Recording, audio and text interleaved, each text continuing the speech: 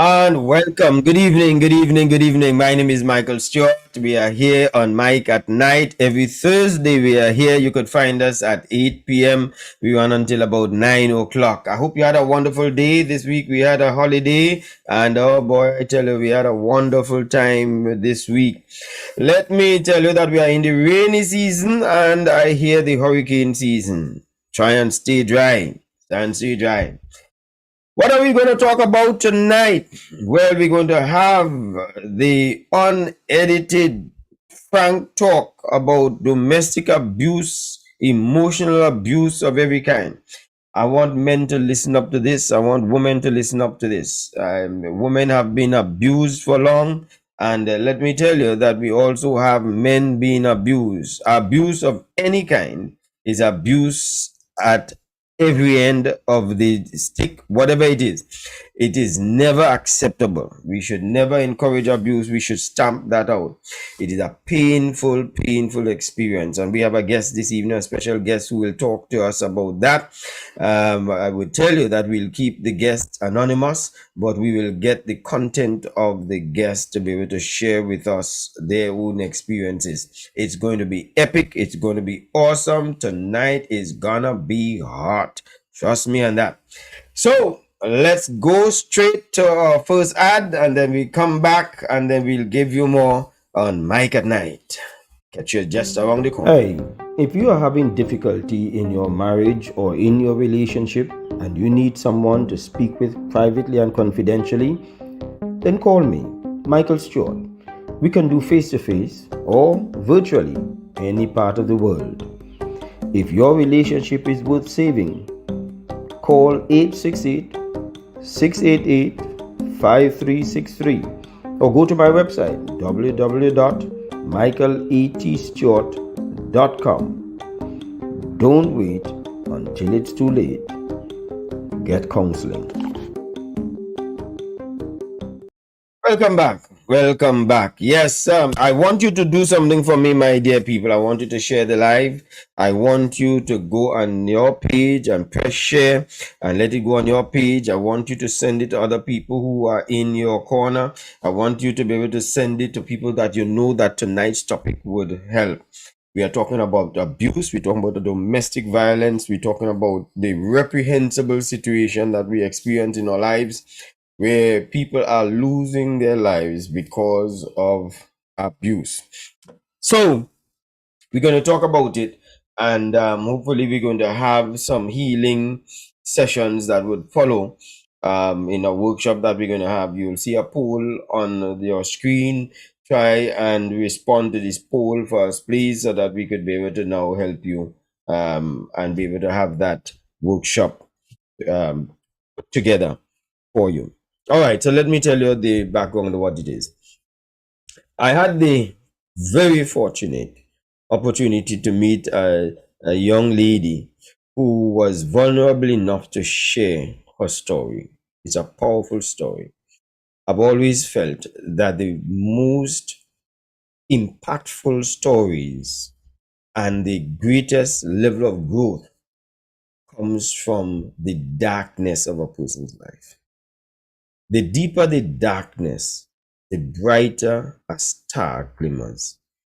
And when people go through some rough things, we usually look at it only from a negative. But I want to share with you that those are the people who seem to surmount and rise above the coals. It is the countries that many times people suffer from in that many times you see them excel. Children who grew up in disadvantaged positions come out to be so great in their careers. We saw a young man come from Laventille under bad circumstances and become a lawyer. They seem to value heights because they know what low is. People who come out in their heights seem not to appreciate that height, and they often sabotage their own strides and end up low. But people who have experienced low understand low and they value their heights. This person, who I will remain nameless, has demonstrated that she understands low. And so we're going to be talking with her, and we are going to excise from her journey, her experiences, and what she has gone through. It will resonate, I'm sure, with many people outside of there and many people who have gone through some similar situations. We are very sympathetic and empathetic towards what you're going through. So we take tonight's program very, very seriously. And I'm hoping that many of the people out there would also do likewise. Let me welcome our guest this evening. Good evening. Hi, good evening. Good evening to everyone. Nice. Thank you very much for briefing it and being with us. Now, you have been in a situation of abuse. You have experienced abuse for many, many years. Yeah.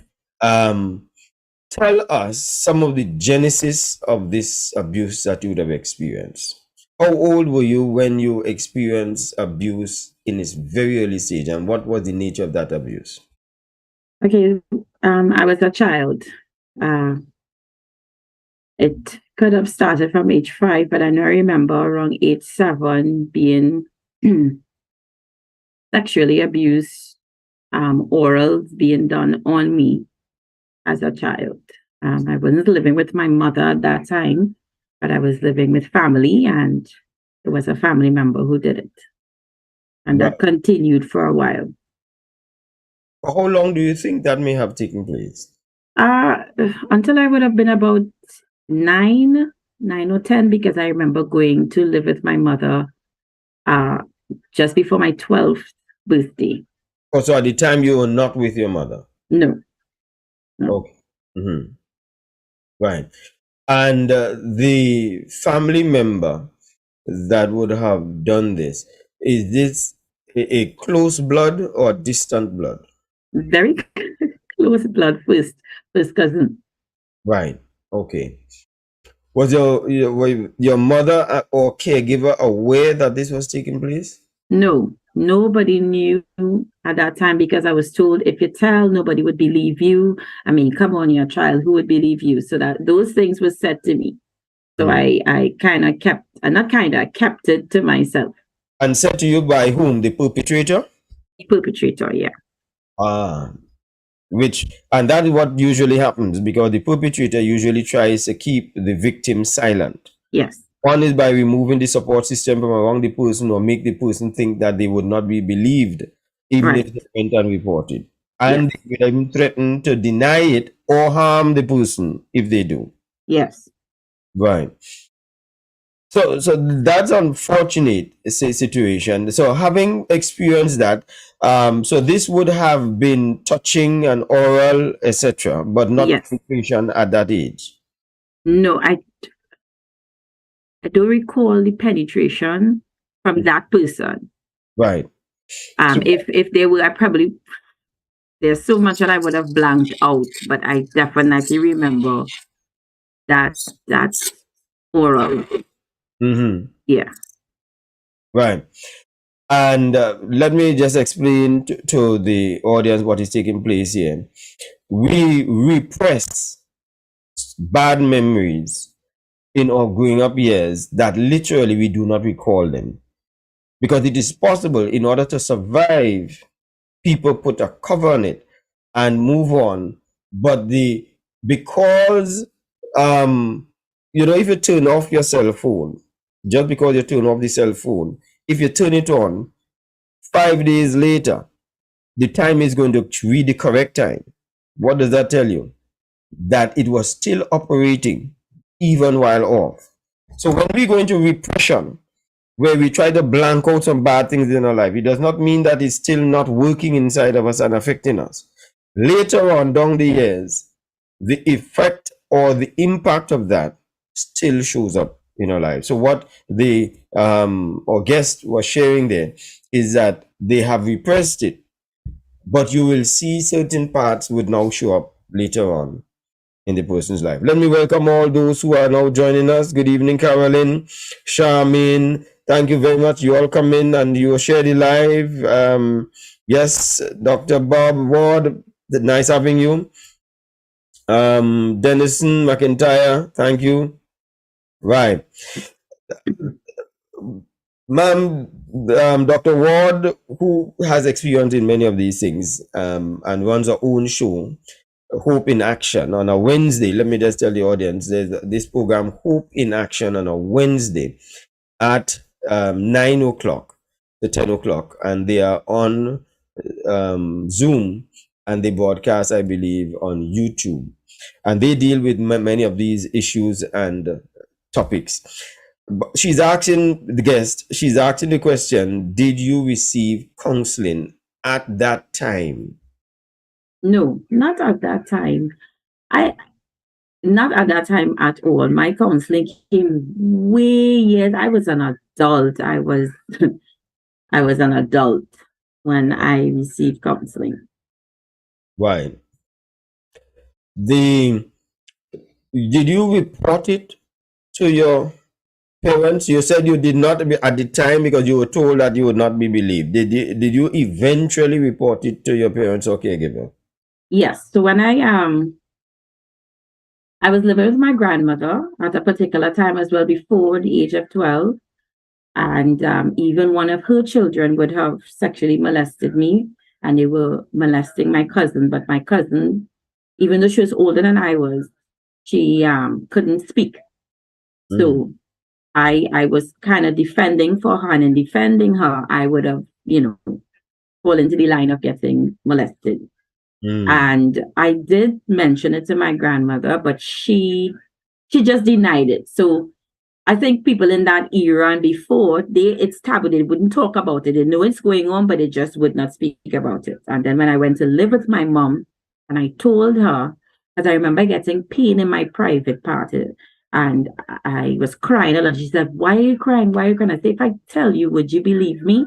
And she said, "Yes." And when I told her, it's like she went into shock mode, and she said, she called my brother and told him, "Your sister saying such and such, interfere with her is a lie. It didn't happen." And at that point in time, my mother was in law enforcement. So that ricocheted me. And so when she said, "You're lying," I said, okay. I started to think, okay, well, if I am telling the truth and they are saying I'm lying, from today I'll just lie. And I just lied for everything after that. But I was about to ask that. Did that not influence you to become a liar in front of Yes. Yes. Chronic. I was just lying for no reason. And everybody would believe me. So Right. No, I hope that all of these messages hitting home. Sometimes we see a child that's just lying, and sometimes we see, but the child lies for no good reason.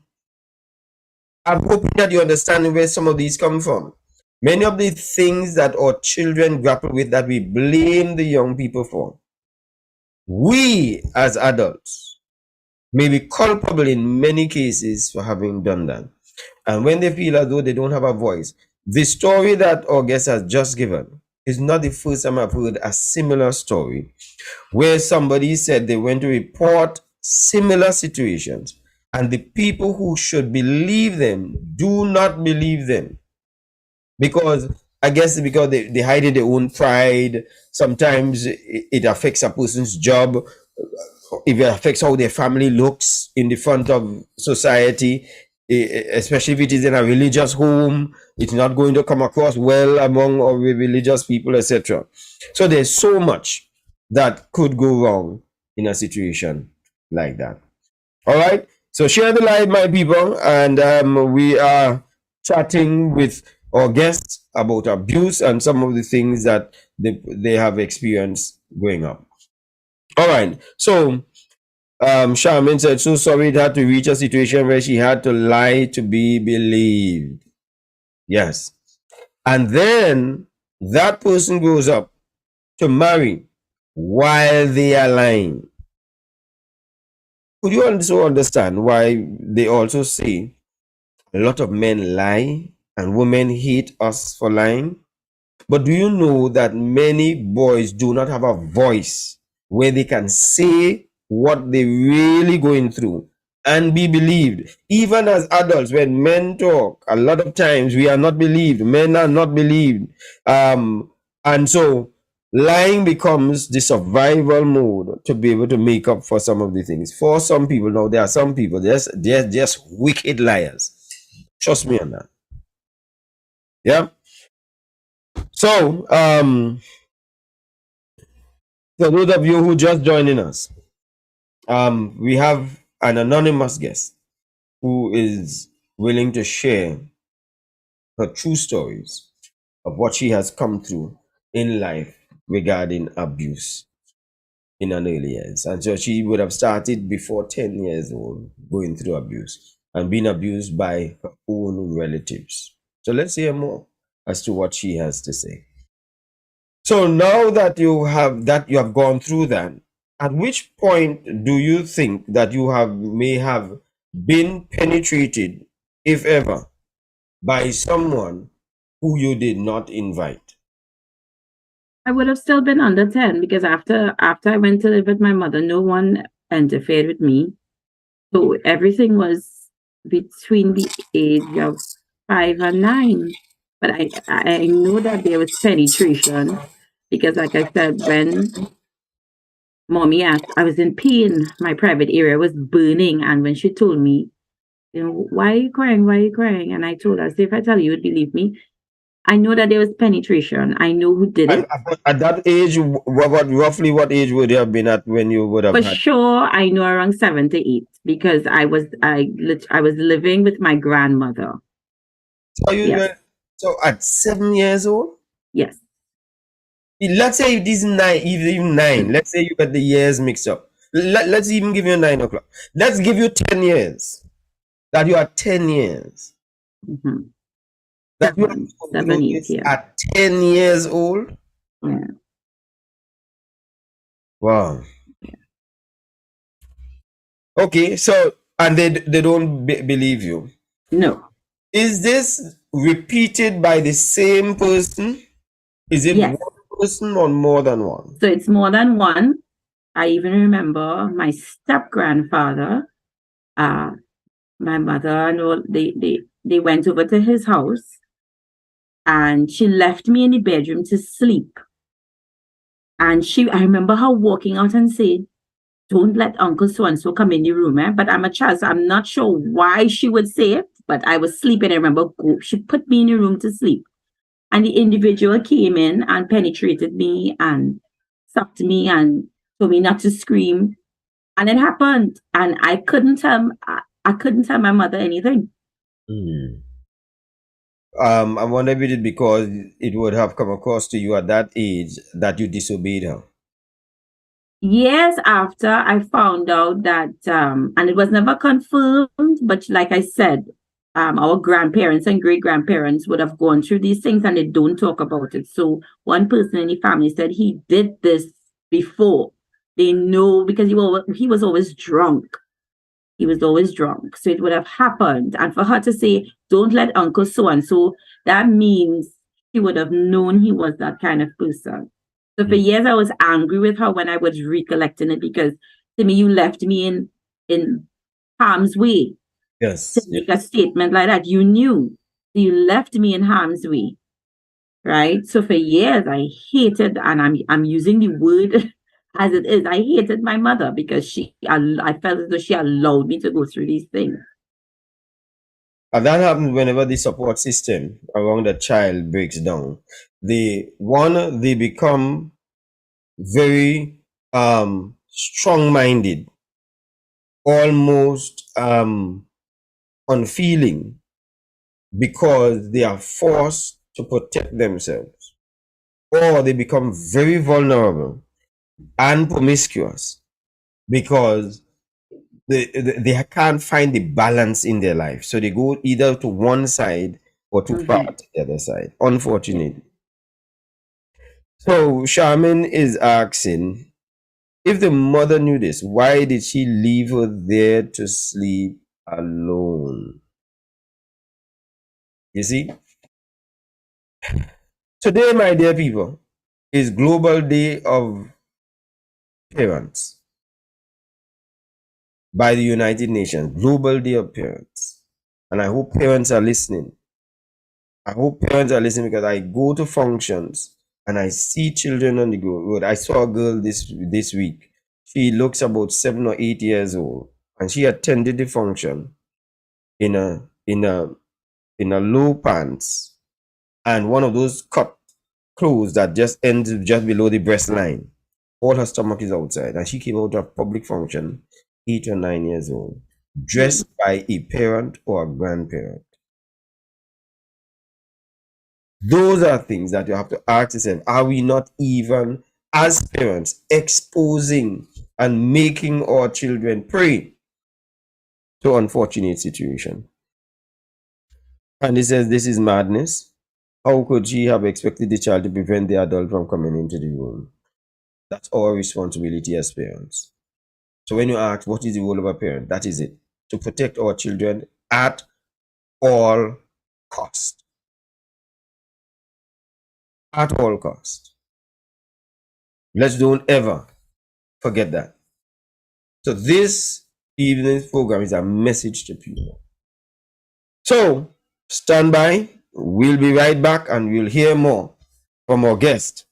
And this one, make sure you call somebody, share the live, and let's listen to what has to be said, and let's learn the lessons of life. We'll be right back. Hey, if you are having difficulty in your marriage or in your relationship and you need someone to speak with privately and confidentially, then call me, Michael Stewart. We can do face to face or virtually any part of the world. If your relationship is worth saving, call 868 688 5363 or go to my website www.michaeletstewart.com. Don't wait until it's too late. Get counseling. All right, let me remind you that we have a poll that is up, and because we want to help heal people, and the guest that we have on with her experiences, if you notice, I've had the pleasure of interacting with her. She's not in blaming mode. She's not in bitter mode, but she does have a passion to help people and help people who are going through abusive situations, young girls and older women who may not have recovered. And I've committed to support her in this journey. And we do have a workshop that will be coming up on the 8th of this month, a Zoom session. It's not going to be broadcast live. It will be on Zoom so that we can now do the healing process, do the discussion part. And if people are interested in registering for that program, we ask you to send me a message. The telephone line is going to be set up on the screen in just a while, but the number is 868-688-5363, and tell me that you want to register for that program. That is 868-688-5363. Anybody, any part of the world can register for this program that we have coming up, where we're healing from our brokenness, issues of abuse and so on. There are people walking around almost rudderless because they don't know what to do, and they have been holding secrets for so long and they don't know how to deal with it. Then we're going to help you with that. Those of you who just joined us, we have our anonymous guest who is sharing with us personal, true stories of their own life. Yes, so we are down to the age of 8 and 9. I know we can't cover all the things that you would have gone through, and probably in the workshop we'll be able to cover more. So we are at the point now where you have been penetrated as a young girl. How did that affect you? All right. So you spoke about the two extremes. I didn't go to the extreme of just running amok, but I would have had sex voluntarily after that, out of marriage. And I remember one time going to have intercourse with a boyfriend, and the minute he touched me a particular way, I began to scream and I ran under the table because it reminded me Mm. of what I went through, and he didn't know what to do. He was lost. And I stayed under that table all night. I slept under that table. Wow. And I I kept looking for that quote unquote love Mm-hmm. and affection, not only from men, but I would look at, and I wasn't a lesbian. I'm not, that's what I'm about to say. I looked for a mother figure. So I would always cleave to older women who would try and give me counsel, and, I could talk to, because I didn't have my mother there. Mm-hmm. Right. So I would have the intercourse with the men and look for mother figures where I can talk to and just cry out to, and, things like that. And so that was there. And then I got married, and that was an abusive relationship.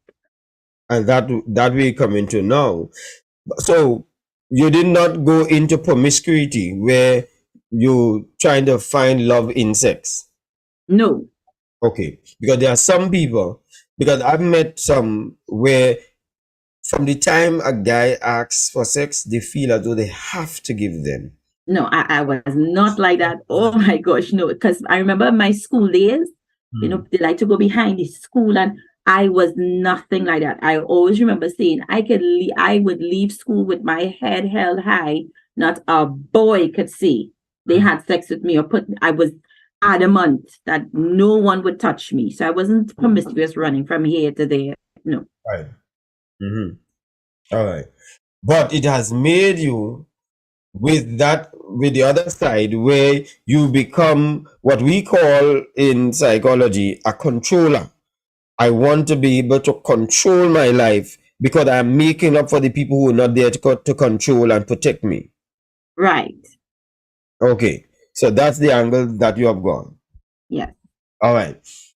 So then, even when you're having voluntary sex, you are still impacted. You were still impacted by it because of Yes. the illustration that you just gave us when you are touched a certain way.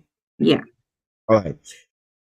So there are some things that probably I want to ask here that I would not ask on this live stream. I would deal with that in the workshop session where it is more intimate for us to be more private in that workshop to talk about. So when you got married to the gentleman, you're because you are married again, and, Yes. and and let me tell you, she's married to a wonderful gentleman. That's it. I'm happy that I met the second one. Yeah, yeah. I would have really been very concerned to have met that first one. So you married this first one. Yes. How did you meet this first gentleman? I knew the individual from school. From school, they were always running after me, telling their sister, um, tell her that I like her now. Go and tell so and so I like her now. And I'd be like, I don't like your brother. Tell him, leave me alone. He was older than I was. And I had no interest in him at all. Not a bone in me liked him. And when I got older and I, was more into church, I saw him um down the road and invited into church. And then invited him to church, the pastor saw, and that's when about 2, 3 weeks after said, God showed me a husband. I was like, who it is? And they said who it was, and I folded my arms and said, but God didn't tell me that. She Mm, said, no, this is the person you have to marry. And I had no liking for the person, really. None. yeah. Well, you see that one is a rough one, and the reason why I'm saying it is rough because you are not the first person that I've heard, and I've had to counsel others who got married to somebody that they did not necessarily know or love, but was told by a pastor, God said, this is the person to marry. And the person turns out to be a wreck themselves and turn out to be an abusive person and makes you wonder, did God finger the wrong person in when he spoke to the pastor? Did God make an error? So I don't want to now brandish all the pastors. Right. I'm very, very concerned about when people take this upon themselves to make it almost a law. Because, as I said, there are other people who I've met who have made that claim and found themselves in a lot of hurtful situation. Right? So the pastor told you this, and then after now you got married to the gentleman Yes. because you took the word of the pastor. Yes. All right. So you're married now. How long were you married to that gentleman? 13 years. 13 years. How was that for you in the early stages of the marriage? Horrible. It was Horrible. horrible. Why do you say that? When On the did it go bad? Before the marriage or after the marriage? As soon as he said I do, and we went back home because we went to the honeymoon the next day, that same night, he said, well, I don't have to do anything for you again, and I don't have to say sorry for anything again and give you any gifts. And he lived up to it. I saw a different person. He does That, not have to say sorry for anything. He does not have to give you anything. yeah. And something a third one. And he doesn't have to do anything for He me. doesn't have to do anything for you. What did he mean by all of that? I'm not too sure, but to me, probably, I'm now his slave to cook and clean and He now bought himself a vacuum cleaner. yes. Okay, okay. Yeah.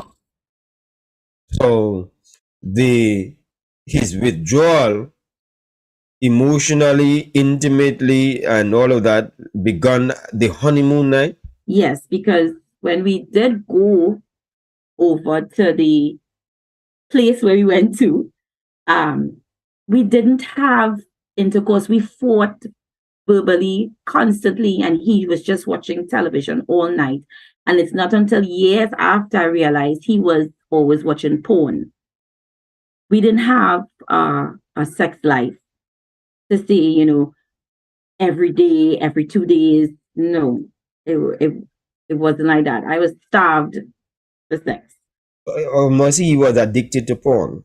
addicted to porn, and I didn't find out until years after. Okay, so let me just, I'm trying to use the teachable moments as we're going along and as just speaking Right. for the audience sake.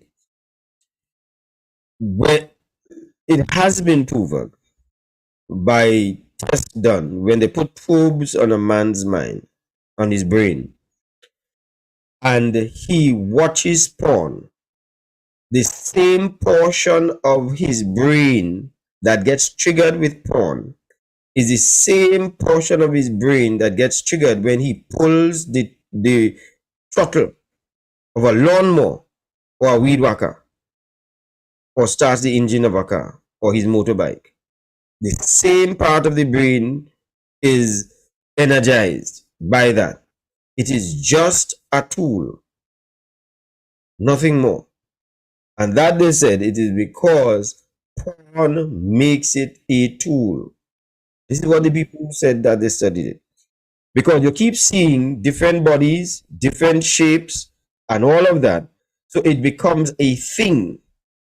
And all you're seeing really are body parts, but you are not connected to any heart inside of that body. So many times for some guys to go to bed with their wife, they have to go to porn first. They have to go to the computer and their phone. And you ask, they say, why is he out there so long on his phone as well? He's charging up, which is the only way he could get charged up. Okay? So this I'm just trying to help people to understand some of the dangers that are taking place. So he withdraws. Was he ever physically abusive?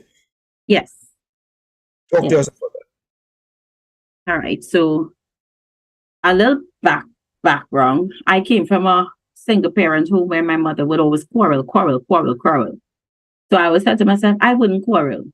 But like, when I got married, that's when I saw, wait, I am the exact same way. So if he didn't take out the garbage, or he wasn't paying attention to me, or he wasn't helped, because he never helped, he never cooked, he never cleaned, he never washed, he never did anything, and I had to do everything, I began to quarrel. And with that, I would, a woman's mouth you're so big and ugly, and I never wanted to marry you, and boom, he gets it. Right? He hit you with his hand? Yes. Oh, right. Well, he was more of a because he was a black belt. I wouldn't just get hit. It would be a Even being body. hit with his hand is literally as though you are hit with a tool then, if you're Yes. talking about that Yes. kind of expertise. Yes. So I would get body slammed. I remember the first time he bodily picked me up. My back hit the ceiling and he dropped me on the ground. Boom, and the wind was knocked out of me. And that put a fear in me for quite some time. A fear in you for him or a fear in you for men? A fear in me for him. Because what I would see home, you won't see on the outside. He was very quiet, very charismatic. No one would believe what I'm describing when they see that he was a gentle giant on the outside, but gentle giant. He's in the Yes, you are not the first person to describe him that exact same way. A gentle giant. Very, very charismatic. Yeah. Yeah. All right. So make sure you answer in the poll, people. We are, for those of you who just joined us, we are chatting with a young lady who's sharing with us the experience of abuse that she's experienced. And Dr. Bob is saying she's clearly controlled by the devil. Martial artists are supposed to be disciplined. That's what they're supposed to do. A truly trained person, fighter, feels so sorry for somebody who agitates them, that they really go hard and warn the person, leave me alone, because they are saying it not because they are afraid of them, but they know if you get me to the point where I have to respond to you, you are going to lose. A truly trained person understand that, so they always have it under control. They're not going to use it on somebody who's so vulnerable that cannot come up against them. That is bully, you see. So Dennison saying he could have been in prison because he has a black belt and they're not supposed to strike anyone. So we have to take another break. I want us to be able to hear about that. So she would have been body slammed. Were you ever injured at all? And we're going to find out about that when we come right back from the break. And let's make sure you answer the poll, people. There's a poll that is up, and I'm going to ask the director to make sure that he keeps it up. Thank you very much. We'll be right back. Hey, if you are having difficulty in your marriage or in your relationship and you need someone to speak with privately and confidentially, then call me, Michael Stewart. We can do face-to-face or virtually any part of the world. If your relationship is worth saving, call 868-688-5363 or go to my website www.michaeletstewart.com. Don't wait until it's too late. Get counseling. All right, I hope you shared the live. I hope you invited others to come and join us on this powerful message program, teaching you some of the situations that people encounter in life. And let me say that we reach out to all those who experience the kind of mayhem in their life that has been described now by our guests. Before we went to the break, you said that you were body slammed, you were hit, etc.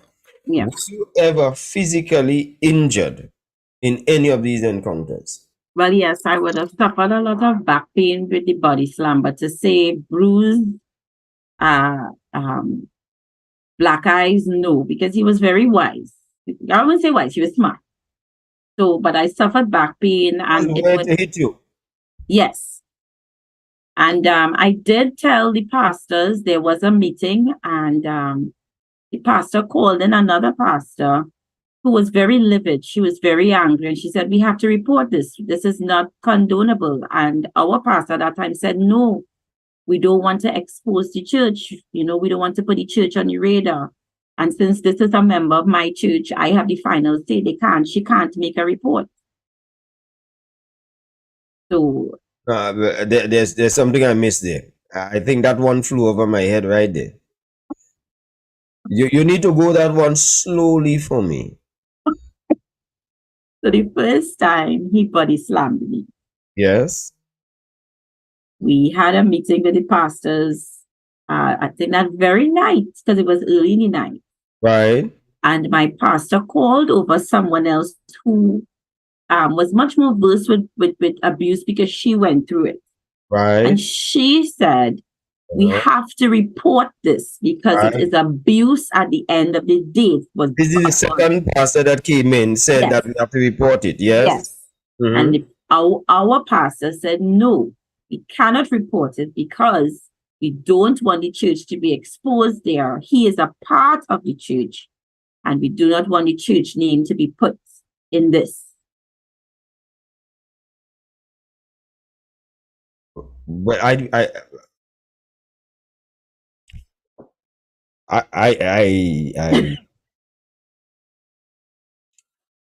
okay.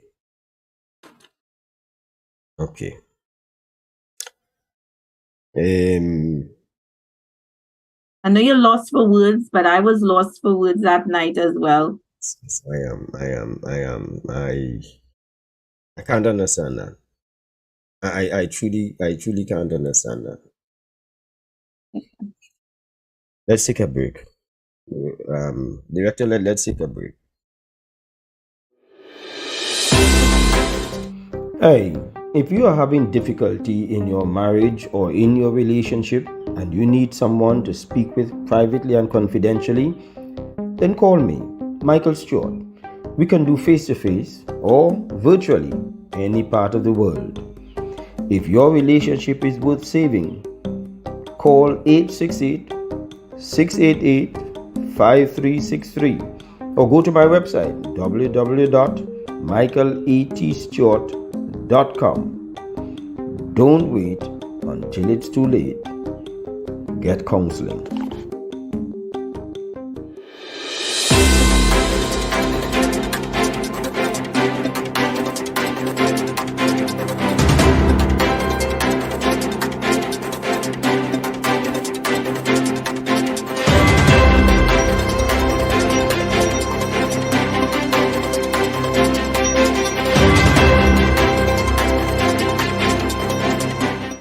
All right, so we are back, and we were chatting there a while ago, and we were talking about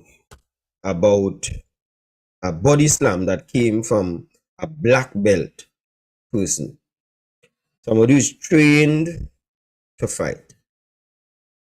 And if you know the size of the person we are talking about, this is featherweight to that person, that you could lift the person up and they hit the roof before they hit the floor.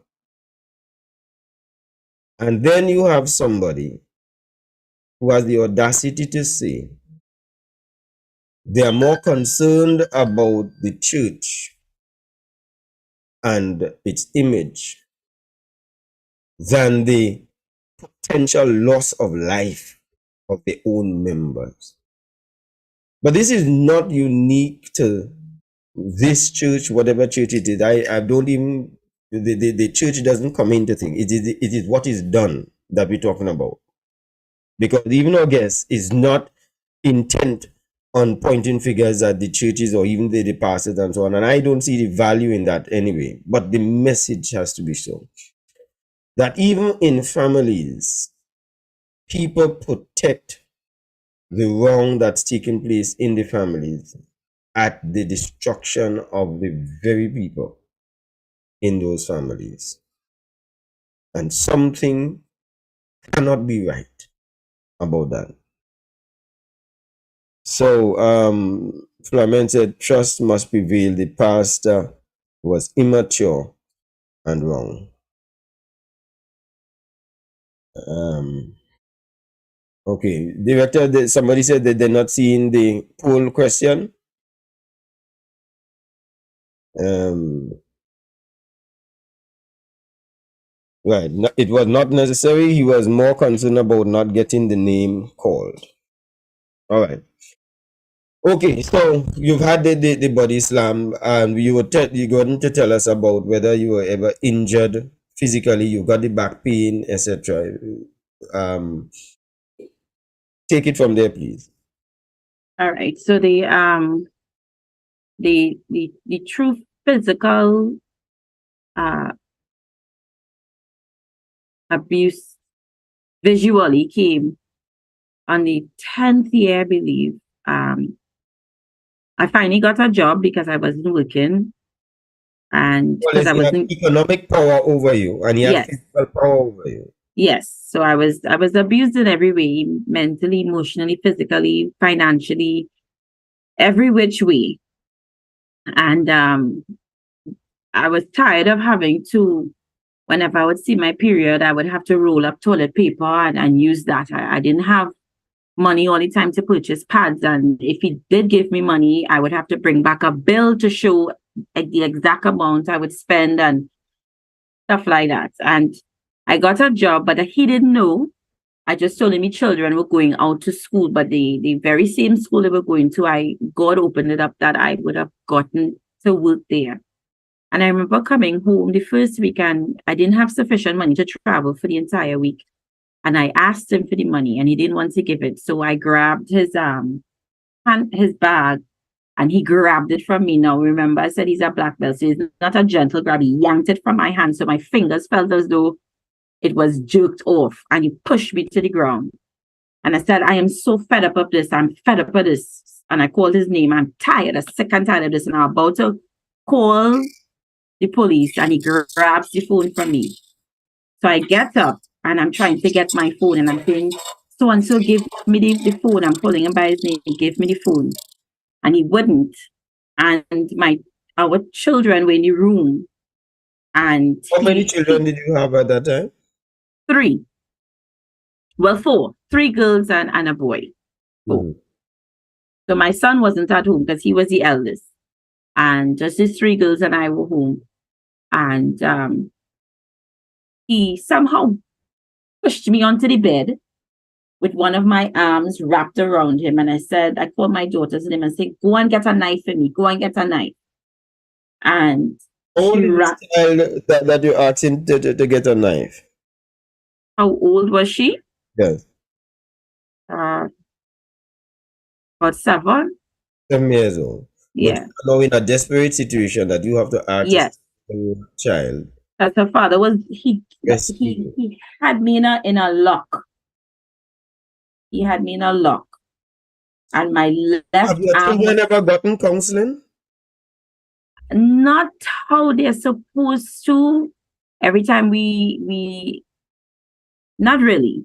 Because I'm thinking that you said your mother experienced it, your grandmother experienced it, you experienced it, that your daughter is now being primed to go Right, through some of these same things if something is not done drastically right. to avert the direction that is going.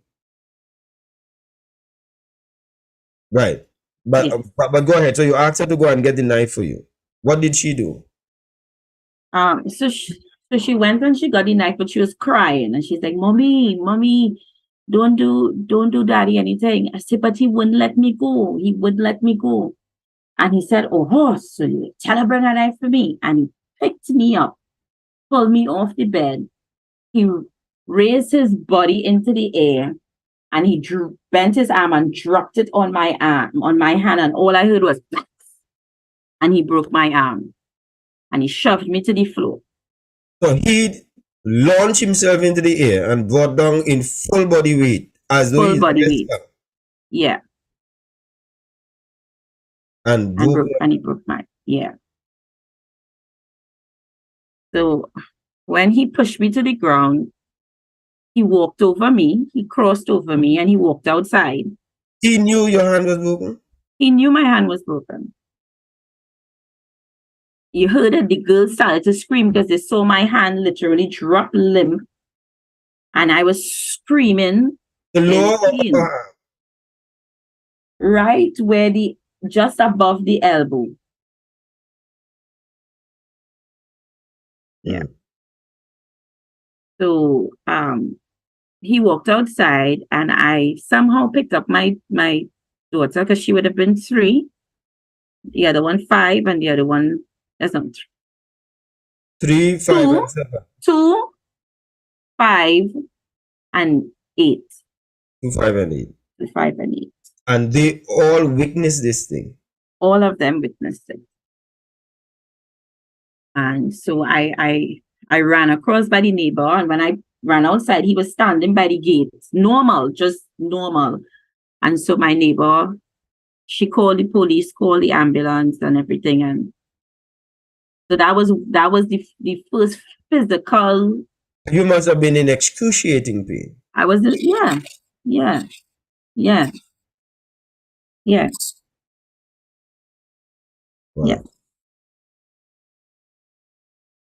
All right. Okay. And so he's there at the gate as though nothing has happened. Yeah. And you are in pain. And somebody else has to call the police for you, and you are rescued by your 3 children. Yeah.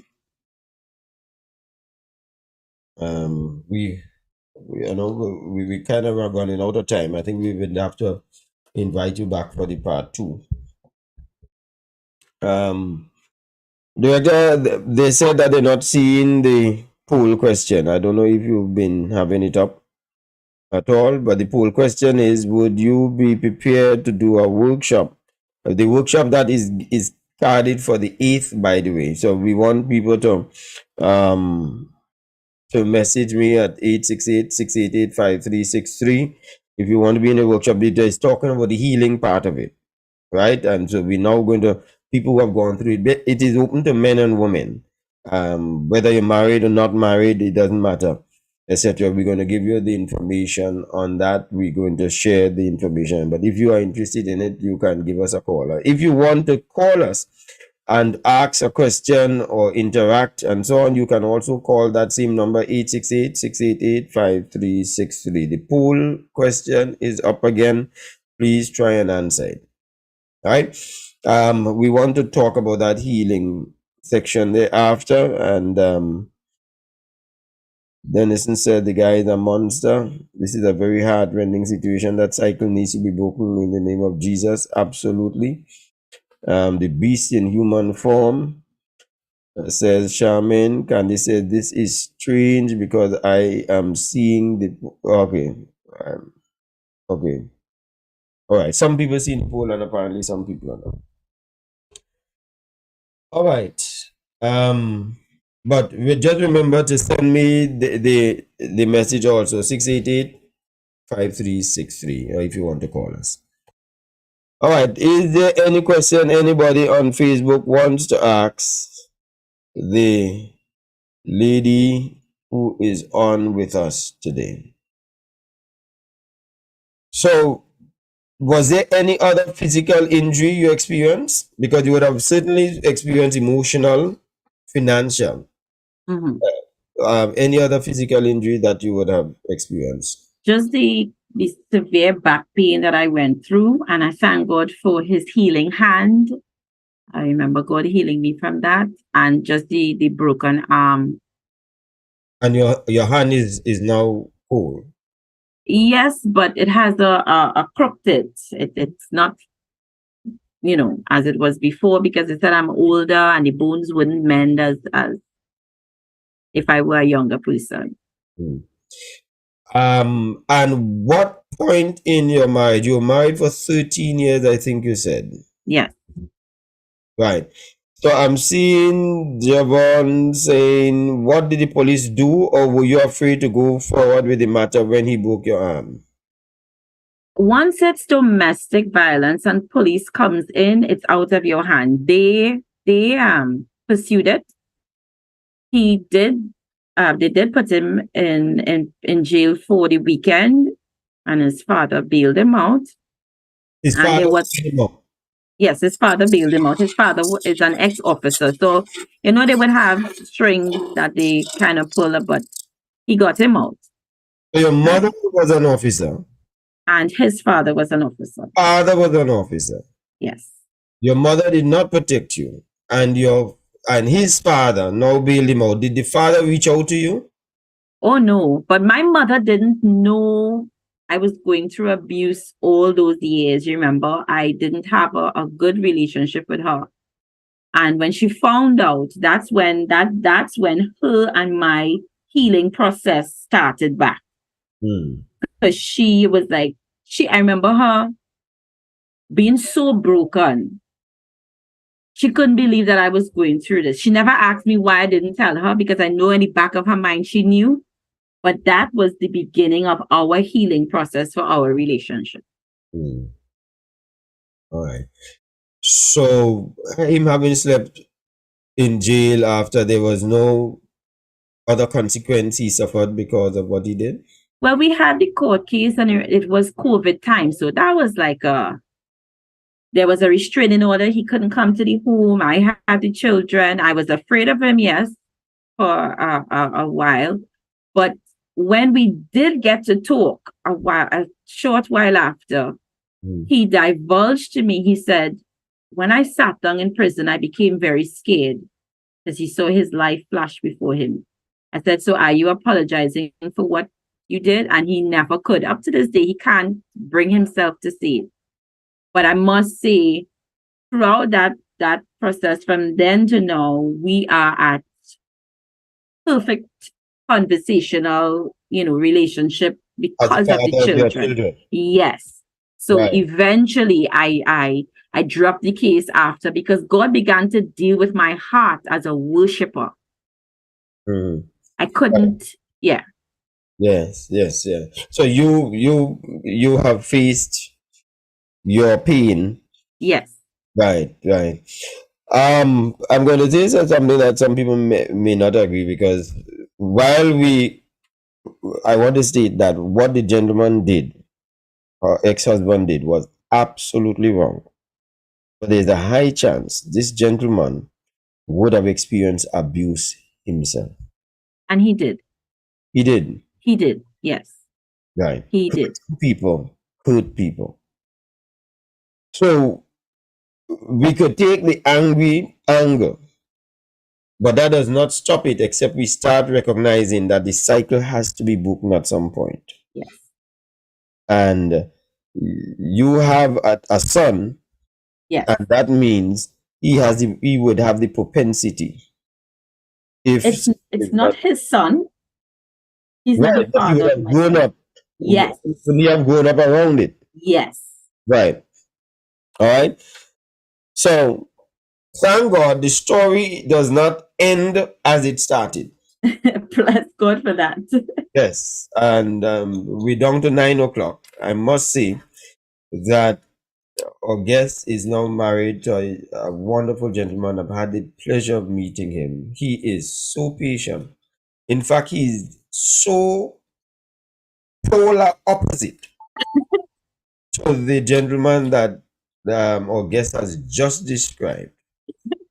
That and the patience of him having to now deal with somebody who has experienced this. I tell you, it is something that you really have to cherish. Not all men are bad. Amen. You have really, Amen to that. yes, yes. So unfortunately, we can't do it. But on the 8th, which is the public holiday in Trinidad and Tobago, and we will try to have a session at 10 o'clock in the morning, and then we'll have our usual program in the night. But we want to reach out to people who want to get healed from some of these things, who want to ventilate, who want to share, who want to hear the stories of people and to be able to use it for good. If you are interested in that, you just message me on 868-688-5363, and we're going to put out some ads during this week so that people could register for it. We're doing that because it's a public holiday, so we'd have people that don't have to leave work. You get a chance to wake up late. We do it from 10 o'clock till 12 o'clock. We do a 2-hour session. with it. All right. So, thank you very much for sharing your touching story. We're hoping that we're going to have you back next week so that we could be able to talk some more and to close off on this. And we thank you so much for trusting us with it. You're most I want welcome. in all of the experiences shared to repeat that our guest has found healing, and it has nothing to do with animosity with people, but she wants to share her story as to what's going on. As you heard, she is in talking mode with the ex-husband who broke her hand. Something that many of us cannot bring ourselves to. I shudder to think how I would feel in a situation like that. But this lady is a woman of strength and power. And for that, we are grateful. We are down to the end of Mike at Night for today. I want to thank our director, Sydney Jones, for again giving us another successful program. Um, so, oh yes, the poll. Let's hear what the poll says. Poll said 57% said that they would want to hear it and 43% said no. All right, no problem at all. Good. Thank you very much for sharing. And so you'll hear from us, and we'll have a part 2, God's willing, next week Thursday. Thank you very much, and God bless you all. From Mike at Night.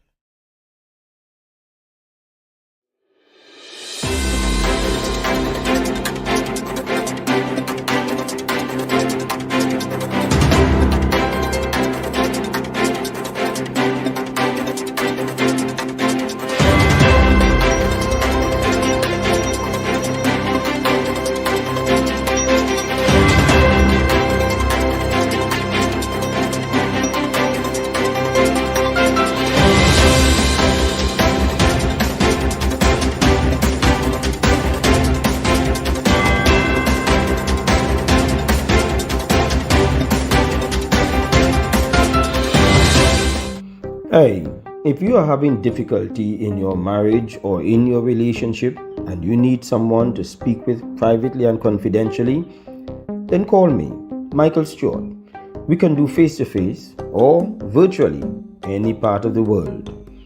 If your relationship is worth saving, call 868 688 5363 or go to my website www.michaeletstewart.com.